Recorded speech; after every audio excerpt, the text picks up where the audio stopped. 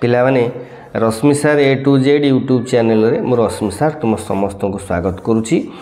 आज आलोचना करवा sound and sense by Alexander pope. यार सर्ट समरी मु ओडिया रे कहीदेवी तुम मैंने मन रख।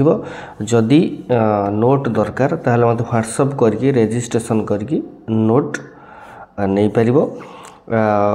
एटा हैंडमेड नोट नुह मु जहाँ विभिन्न बही कलेक्शन करिछि। Okay let us start. Sound and sense Alexander Pope. कौन कहले Alexander pope?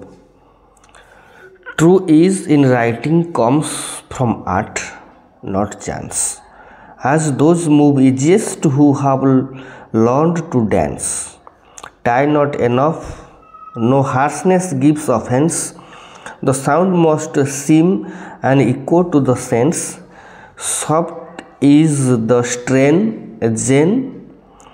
zephyr gently blows, and the smooth stream in smoother numbers flows. But when loud source lash the sounding shore, the Horace rough verse should like the torrent road. When Ajax stripes some rocks vast, wet to throw the line to labors, and the words move slow. Not so when swift Camilla soars the plain, flies over the unbending corn, and skims along the main. Here how Timotheus varied ledge surprise, and bide alternate passion fall and rise. ठीक है अड़ो अड़ो तुमको लगुव कहीदे तार details कौन है ना ये जो sound and सेंसटा रोचे जिते बड़े अलेक्जेंडर पोप वाज जस्ट 23 से कौन कहते ही पब्लिश फर्स्ट इंडिपेंडेंट वर्क कौन सेटा थिला ना an essay on criticism very very important है कि जो थे कि गोटे स्मॉल पार्ट होची साउंड एंड सेंस बुझिपाइल। एथिरे से कौन कहिचंती जे जो भल कवितारे शब्दर ध्वनि साउंड जोटा एवं अर्थ सेंस माध्यम सामंजस्य रहिबा आवश्यक। आउ थे कहीदे साउंड एंड सेंस रे पोप कौन कहते ना गोटे भल कवितार शब्दर ध्वनि बा साउंड जोटा आम कहूचे एवं सेंस अर्थ ए दुईटा मध्य सामंजस्य रहिबा आवश्यक। एथिरे अलेक्जेंडर पोप जुक्ति करिसेंति जे कवितार जदि आम केवल सठिक शब्द चयन किंबा व्याकरण भल दवा यथेष्ट नुह। शब्द गुड़िकर उच्चारण सेमानकर ध्वनि लय एवं मीटर एगुड़ा कौन करे कवितार अर्थ को सुदृढ़ करिवार साहाय्य करे। ध्वनिर अर्थ प्रतिध्वनि बा जोड़ा इको ए हवा दरकार।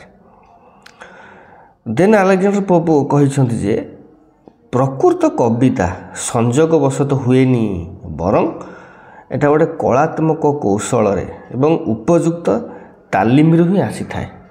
कोपरी ना ठीक जेपरी जड़े नाचिबापी तालीम नहीं थाए से भाया तालीम नेले सीना भल नाचिब से कहते तालीम नेले ही भल लिखिब एटा आपे आपे हो जाए ना। पुणी कौन कहते जे गोटे कविता को स्थापित काव्य नियम गुड़िकर अनुपालन करने उचित।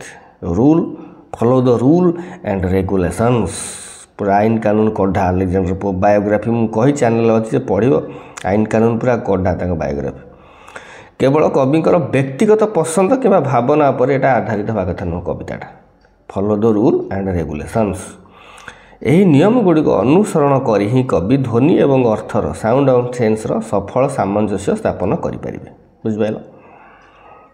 देन अलेक्जेंडर पोप ये जो विचार को स्पष्ट करने ओनोमाटोपिया जो ध्वनि सूचक शब्द परी काव्यर गोटे उपकरण ताको व्यवहार करने को कहते जो शब्दर ध्वनि से ही क्रिया किंबा वस्तुर शब्द सहित मेल खाए जहाँ आमको डिटेल्स वर्णना करुचे।